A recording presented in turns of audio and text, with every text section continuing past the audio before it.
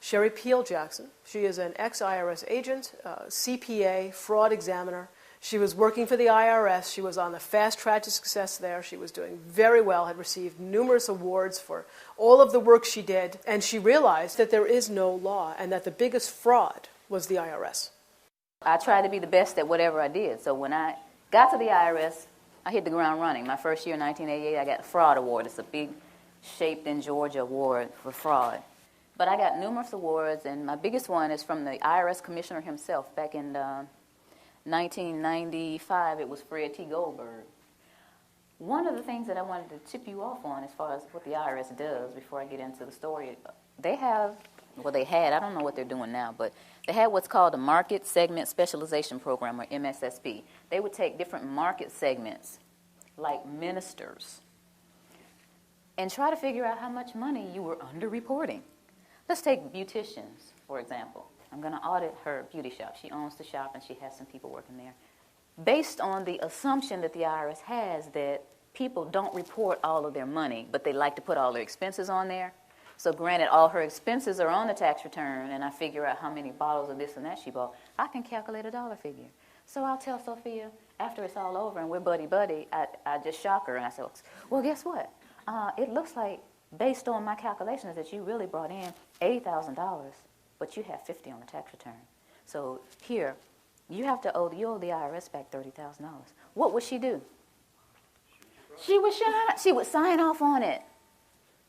I only had 2 cases in 7.5 years where somebody actually bucked at me. People are so afraid.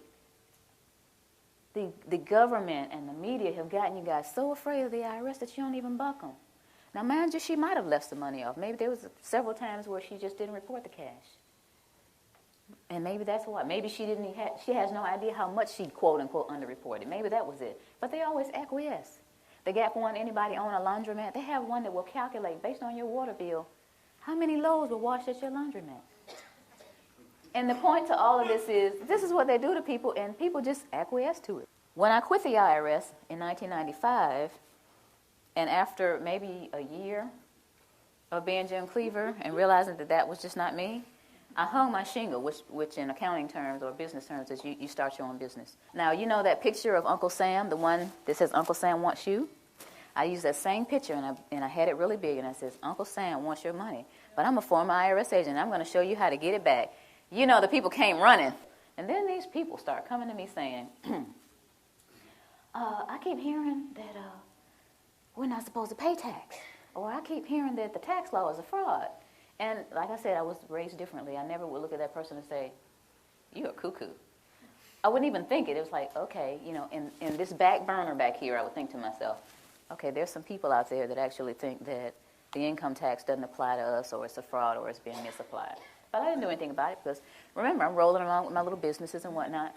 So one night maybe in early June, one of my pastor clients called. It was night. It was about 9 o'clock at night. And she said, you know what? I think it was maybe a Wednesday night, after her Wednesday night service. She said, I've got this parishioner that just keeps bugging me about this income tax. She's talking about that we're not liable for the income tax, and she wants to talk to you. Can I give this lady your telephone number? And I said, okay. So maybe about 10 minutes later, this lady called me. She said, I have a question for you. Are we supposed to pay income tax or not? And I said, okay. Do you want the cuffed answer or do you want the real answer? She said, I want the real answer. I said, well, I really don't know. You know, even though I'm a former IRS agent, I haven't done the research, but I hear that there's a credible body of evidence out there that says that we don't owe the income tax. I was okay. I mean, I took the information. I was sitting there listening like, okay. And, you know, I said, okay, this lady had a lot of information. I don't know where she got it from. So a few weeks later, she called me again, and she said, Miss Jackson, remember that information I told you on the phone? It's in the USA Today. Pull it up on the internet. Okay, so I got the USA Today. It was July 7th, 2000. And it says, Dear we the people, most citizens are not required to file an income tax return. The 16th Amendment to the Constitution is a fraud.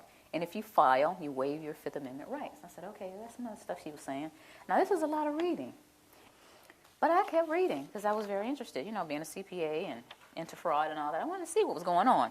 So here in the third column, it says, no one has been able to collect the $50,000 reward offered by Bill Conklin.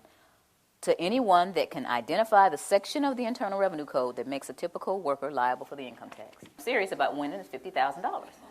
Okay, so it's at my desk.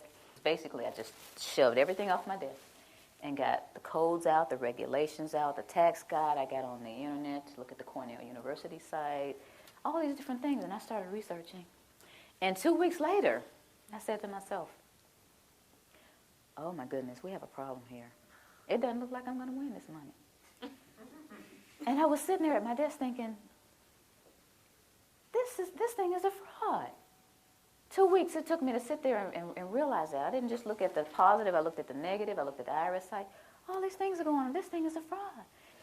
Being a CPA and a former IRS agent, I sat there at the desk, I was by myself, and all these thoughts started going through my head. The first thought was, now I finally open up the codes and regulations. Because see, at the IRS, they trained us with these little guides. We didn't use the codes and regulations. We would get one of these, and you would have to read it, understand it, and pass this little test. And all these little guides that I got, I read them, and I made A's on all my tests. And I thought, and I guess the rest of the agents in training thought, that the information that was in here was the same that was in those thick codes and regulations. But it's not necessarily the same. The things that are in these training manuals are not necessarily the same thing as in the codes and regulations. I learned that in my studying. In the time that I was doing the research, I also learned about the pocket commission. Now, I'm going to let this go around the room, but y'all got to give it back. This is the outside that I purchased of the pocket commission that I had. And before I left, I had the sense of mind to make a copy. This is the little badge I used to flip out at people and say, give me your books and records. Give me your bank statements. Give me all your credit cards, And, people, okay, here. Even the counties, I go to the county, do it. I go just about anywhere and flip this little thing out and get whatever I wanted. There's a lot of power nuts out there doing that, guys. Y'all know it. Half of you already know about it. There's an enforcement pocket commission, and there's a non-enforcement pocket commission.